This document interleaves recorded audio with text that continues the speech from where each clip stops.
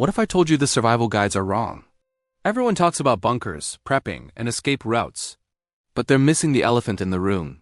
The real power that decides who survives a national collapse isn't your personal stash of beans. It's the U.S. military fortress zones. These aren't just bases. Think of them as autonomous micro-countries. They have their own independent water supply, their own power systems, secure fuel reserves, and hardened communication networks. They have rapid deployment forces and layered defense perimeters. When the lights go out everywhere else, these are the only places still operating. But here's the harsh reality civilians never consider. If you try to get to one of these zones, you'll almost certainly be turned away. Some zones will go into total lockdown. Others might crack under the pressure of desperate crowds. Only a select few will become true, impenetrable fortresses. So let's map them out using military doctrine and collapse modeling. What makes a region a fortress zone? It's a combination of bases, terrain, supply lines, and pure survivability. To qualify, a region needs independent fuel, water, and hardened communications. It must be geographically defensible, with natural choke points or isolation. It needs reliable logistics like access to highways, rail, and air corridors. And critically, it needs low civilian pressure. It can't be overrun in the first 72 hours. Using these rules, we can identify which zones will hold firm. First up, Fortress Zone Number 1. The Colorado Front Range. This is the NORAD and Air Force Cluster, including Cheyenne Mountain, Peterson Space Force Base, and Schriever Space Force Base. Why does it hold? This entire complex was literally built to survive a nuclear war. It's got hardened mountain infrastructure, independent power and water, and the highest density of secure military communications in the country. The outcome? This zone becomes the command spine for whatever is left of the western United States. Next, Fortress Zone Number 2, the Great Plains Triangle, covering the Nebraska-Dakotas Missile Belt. We're talking about Minot Air Force Base, Grand Forks, and Offutt Air Force Base. Its strength is its vast isolation. There's minimal civilian population to deal with.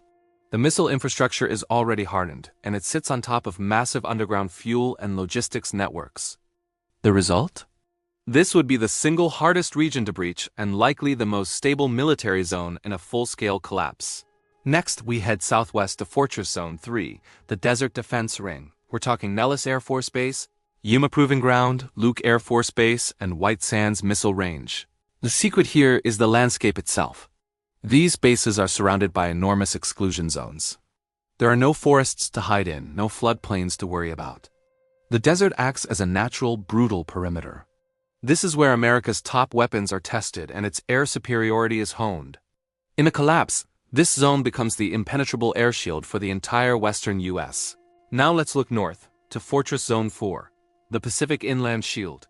This is the Spokane to Idaho corridor, anchored by Fairchild Air Force Base, Navy training corridors, and Army logistics running along Interstate 90. This area has low urban density, incredibly strong logistics, and favorable, defensible terrain.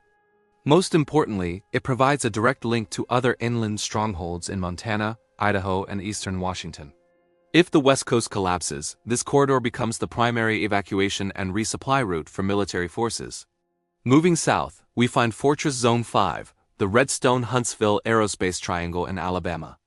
This zone is a powerhouse of intellect and technology, centered around Redstone Arsenal, the new FBI HQ expansion, and top-tier missile defense facilities. It holds because it's home to advanced research and development, it's deep inland, and it's far from most natural disaster zones. In a collapse scenario, Huntsville becomes the Southern Command brain, the strategic nerve center. Then there's Fortress Zone 6, the Central Texas Military Corridor. This includes the massive Fort Cavazos, San Antonio's Joint Base, and Kelly Field Depot. Its strength lies in its resources. It's packed with fuel hubs, major medical facilities, and a huge military population. The resupply routes are well established and efficient. But there's a big risk here, immense pressure from civilian populations trying to get in. It would be a constant struggle to maintain the perimeter. Finally, we have Fortress Zone 7, the Appalachian Defensive Backbone. This network includes Oak Ridge, Camp Dawson, and various National Guard mountain facilities. Its advantage is pure geography. The Appalachian Mountains offer natural fortification. The terrain is extremely defensible, with high elevation and crucially long-term water stability. This rugged region becomes the ultimate fallback zone for the entire eastern US. So, with all these strongholds, which military zones fail? Not every base makes it. The ones that collapse are the ones with fatal flaws.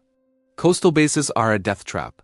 Think San Diego. It would be overrun by population pressure and is vulnerable to tsunamis and border chaos. Norfolk, Virginia? It's a sitting duck for sea level rise and catastrophic flooding. Bases in Miami face a similar fate, crushed by water and population. And the Los Angeles corridor? Total gridlock, zero perimeter control. It's a logistical nightmare. Now for the harsh reality for everyone else. You can't just walk into these zones. In a true national collapse, these fortress bases will seal their gates. Roads will be closed, and the airspace above will be locked down. Civilians, no matter how desperate, will be refused access. These areas become military-only territory, focused solely on continuity of government and defense. The world outside the wire will be on its own. It's a grim picture, but it's a strategic one. These zones aren't about saving everyone. They're about ensuring a piece of the command structure survives. When a nation collapses, what's the first thing you do? If you're like most people, you'll look for safety. You'll try to get to a military base, thinking it's a sanctuary. But here's the harsh reality: you can't get in. In a total breakdown, military bases seal their gates. Roads leading to them are closed. Airspace is locked down. Civilians are refused access. It's not a shelter for the public. It's a fortress to preserve the chain of command. Most of the country becomes military-only territory, with just a few small zones allowing any kind of controlled entry. So, if the military zones are off-limits, what actually survives after the first week? The answer isn't a city or a state, it's regions with resilient infrastructure. We've mapped them out. The areas that hold together form a new backbone for the continent. Think the Colorado Rockies, the Great Plains, the inland Northwest, and the Appalachians.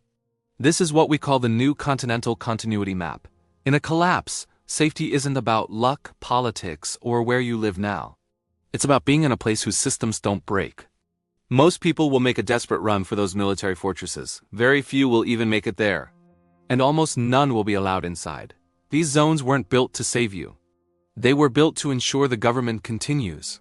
What survives a national collapse isn't the strongest city or the richest state, but the places whose fundamental systems, power, water, communication keep running.